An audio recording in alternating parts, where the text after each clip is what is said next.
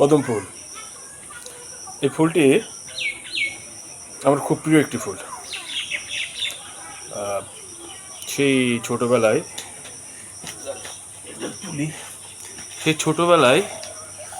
আমি যে স্কুলটাতে পড়তাম সেই স্কুলের পাশে একটি পুকুর ছিল, বিশাল এক পুকুর। সেই পুকুরের পাড়ে বিশাল বিশাল দুইটি এরকম কদম ফুলের গাছ ছিল।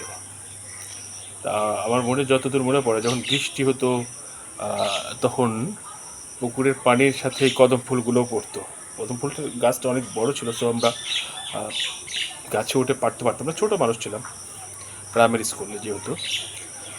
তো সেখানে থেকে এই কদম ফুলের সেই স্কুল, মানে প্রাইমারি স্কুল থেকে আমার কদম ফুলের সাথে সখ্যতা, ভালোবাসা যেটা বলে, তারপর থেকেই এখনো পর্যন্ত আমার ভালো লাগা ফুলের, সব ফুলই তো ভালো লাগে, তারপরে একটু বেশি ভালো লাগার ব্যাপার যেটা থাকে সেটা হচ্ছে, লিস্টে যদি বলেন 1 নম্বরে থাকবে এই কদম ফুল।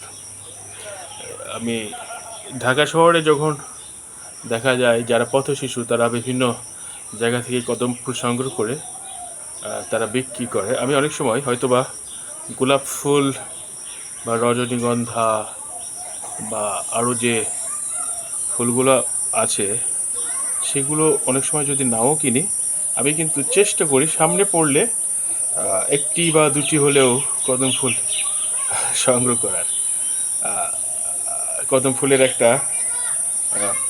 ভালো গুণের ভেতর হচ্ছে এই কদম ফুলের যে ইয়েগুলো, তার উপর যে মানে মূল যে আবরণ, হলুদের যে আবরণ, হলুদের আবরণের উপর কিন্তু একটা সবুজ আবরণ, এই জিনিসটায় আমাকে দারুণভাবে আন্দোলিত করে, খুব ভালো লাগে। তার গন্ধটা তো অমৃত।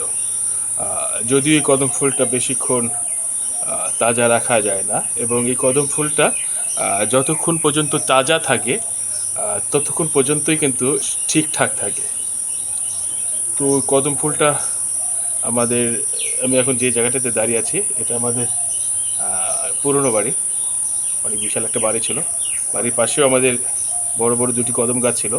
তো এখন এই ভাঙা বাড়ির পাশে পিছনে হয়তো এখান থেকে দেখা যাচ্ছে কিনা, ছোট ছোট আরও দুটি কদম ফুলের গাছ হয়েছে।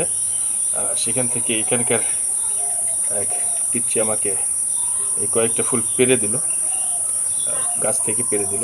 দেন মনে হলো যে ব্যাপারটা আপনাদের সাথে শেয়ার করি।